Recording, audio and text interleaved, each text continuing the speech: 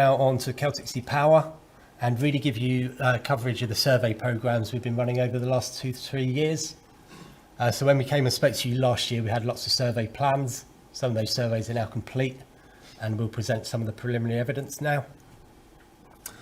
And one big thing to focus on in terms of the work we're doing, we're very much focused on the region, understanding the region in its entirety. That gives us an insight into short-term floating wind development, but equally longer-term development. It gives us a better understanding of where cabling and interconnectors, for example, may go. It enables us to think more about mobile species. So we're trying to get away from that very tight individual project consideration to thinking more holistically about the whole region and how that could support the industry and protect the environment. Part of that work again involves working closely with stakeholders to get consensus on the methods for collecting the data, again to make sure it's useful. And we've also been developing data sharing agreements with a lot of the commercial wind developers. And again, the whole purpose there is to make sure we secure their data as early as possible so we can feed it back into these types of meetings and conversations to increase that overall understanding of the environment. So I'm going to show you some of our own data, but we also express a lot of it in regional models. And effectively, this is the way I take commercially sensitive data from developers and hide it in a regional model so I can actually publish it.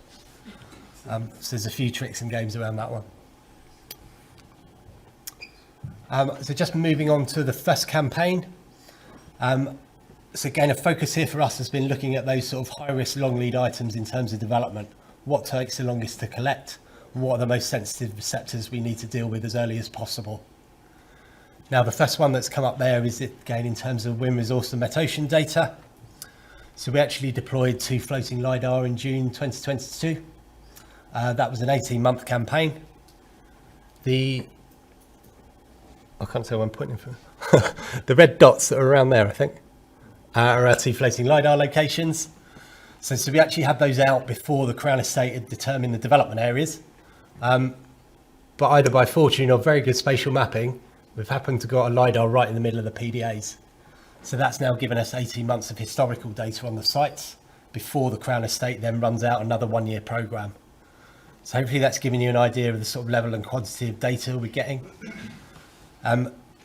We've then taken a lot of that wind resource data in particular and thought about how we model it regionally. A particular aspect for us is understanding investor confidence. So when wind farms are going through development, they're looking at their yield, their generation, which is effectively their revenue. They need to be confident in the wind resource.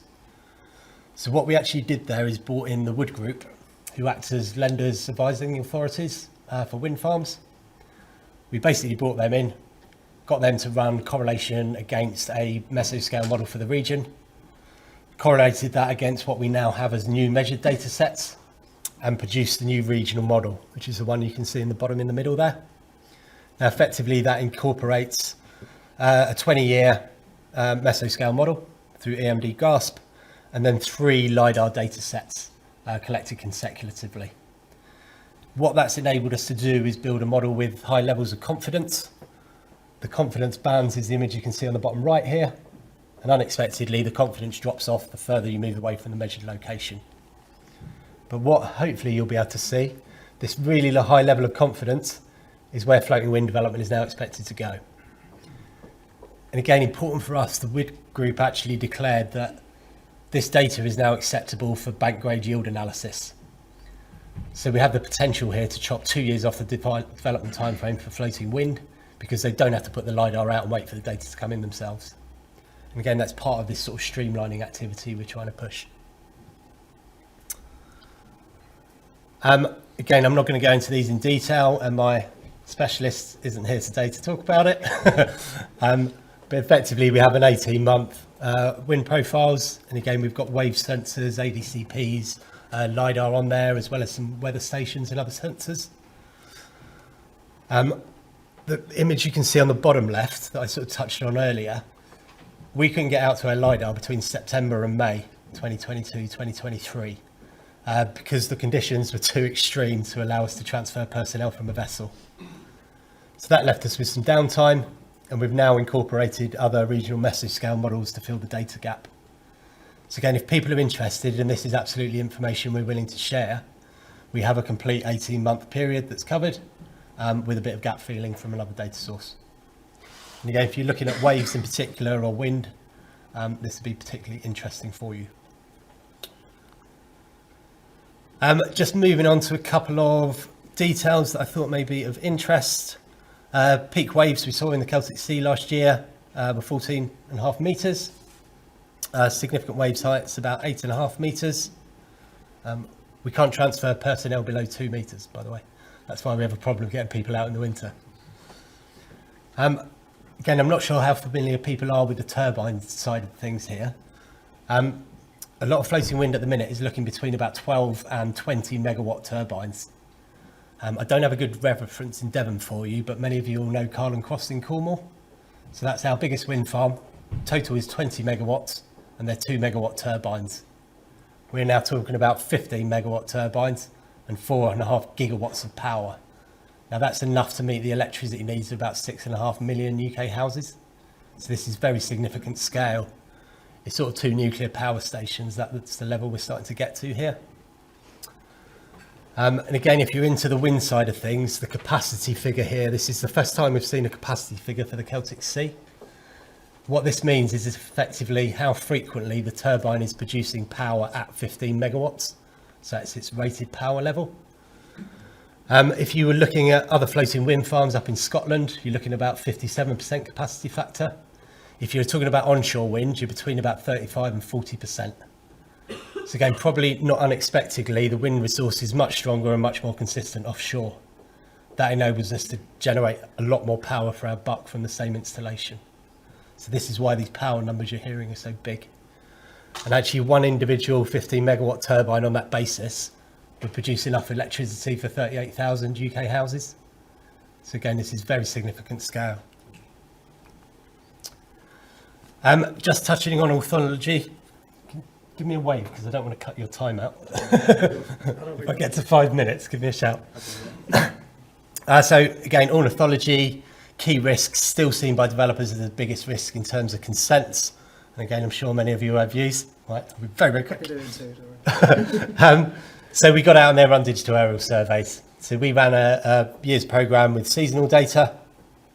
That's been supplemented with developer data sets. So again, we've got sort of 2-year digital aerial survey data sets there.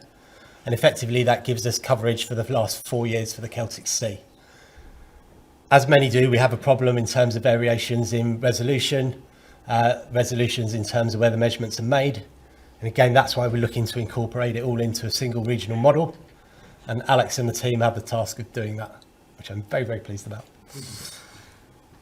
We also then ran into the consideration of flight height. So again, this is seen as a particular risk around floating wind. Digital aerial survey isn't sufficient to define flight height. So we got out there and put airborne LiDAR out. So again, you're about to see the first flight height data for the Celtic Sea that I'm aware of that's been derived offshore. Again, I won't go into this because I'm not a bird specialist, but just to pick up on a couple of the points earlier. We picked up a lot of species over that period season, as you'd expect. Again, this is activity offshore, so there's always going to be a differentiation between some of the measurements Alex presented earlier. And I'm not the best person to work out how to join that up. But effectively, we caught quite a wide range of species. We did pick out gannets in particular, and again, I noticed that come up earlier. I'm not going to touch on the distribution point, but we captured, out of all the gannets we captured, 20% were actually deceased. And again, that's likely to be a direct impact of avian influenza. So very significant of those birds sitting dead on the sea surface, as well as some live pairs, but that sounds like a very high percentage to me, but I don't have a lot to compare it to. We also got coverage in terms of marine mammals. So again, probably nothing completely unexpected there, but we are starting to build up evidence now of the population numbers and distributions offshore. So again, very much links in with some of the other conversations you heard earlier. We can pick up bluefin tuna from planes as well. So again, getting some images coming through there. Just quickly on the airborne LiDAR. Again, this was very interesting because we didn't expect to catch max shearwater when we ran this survey in April. We had a list of target species. We concentrated the surveys in the northern area to try and capture as many different species as possible, because this was about understanding their flight height behaviour. And as you will see there, we captured 1,300 manx shearwater. 789 were actually flying and 511 that are sitting on the water surface. Now, there is an issue with airborne LiDAR. As soon as you get about 2 metres from the water surface, it's quite hard to distinguish species. So we know there's more manx shearwater that we can't capture in the flight height index. Yeah, this is similar in terms of how we're matching up the images. So again, anything really close to the surface we can't define, but it's worth bearing in mind that the whole point of this work is to think about collision risk. Arguably, if birds are only 2 metres above the surface, we don't really need to think about collision risk. The turbine platform will be at least 60 metres high, for example. 2 minutes. There's some LiDAR plots. Again, manx shearwater because it's a subject of focus. The vast majority of species we captured there are below 3 metres. And just finally, our next peak of work that hopefully I can report to you next year, we're looking at a subsea soundscape monitoring plan, 21 new stations offshore, consecutive eDNA and CTZ sampling. We can build the marine mammal evidence base off the back of C-pods and F-pods, also looking at underwater noise, and we're going to actually have the ability here to start correlating digital aerial survey data with acoustic data and eDNA sampling, same position, same time. Thanks, Neil. I'll be really quick. So Poseidon is the third part of the puzzle. The Crown Estate work, the Celtic Sea Power work, and we're the third part of the puzzle. I've got a minute. So we are funded by the Crown Estate's Offshore Wind Evidence and Change Programme. It's a project led by Natural England in partnership with CFAS and a consortium led by Bangor University. What we're trying to do is create a giant risk map across the whole of the UK EEZ, but including the Celtic Sea, of course. CFAS have been leading the benthic data collection. These are the grab samples that were collected last year. They include some of the Crown Estate areas that Neil talked about, which are being thought about in terms of development. The analysis should be complete this summer. All of the data we collect is put onto the Marine Data Exchange. You're welcome to go and access it and do what you like with it. But these will formulate our input data for our predictive models. So we're going to have distribution models, 23 seabirds, 12 marine mammals, as well as benthic habitats and communities. This is the bit we're surveying. So Neil is obviously working a bit further north. We're going right out to the toe end of the economic zone. We've got a 2-year programme of digital aerial survey for marine mammals and seabirds. Year 1's complete. All of those data are available. You can go and grab them, do what you like with them. Year 2's underway. We've done 2 already. We've got 2 left. So we're nearly there. And this time next year, we might even have some models to share.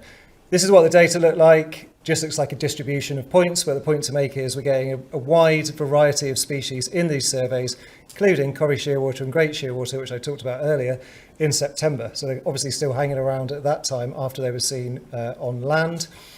And then finally, this is the marine megafauna distribution from last September. We've got minke whale, we've got fin whale, we've got ocean sunfish, we've got blue sharks, we've got leatherbacks. So there's some distributional information there that wouldn't normally be available because people are not generally surveying in this part of the Celtic Sea. So hopefully there's some interesting stuff there. And when we start producing our distributional models, we can bring them back to this group for people to have a look at as well. That's all I've got time for, but thanks everyone.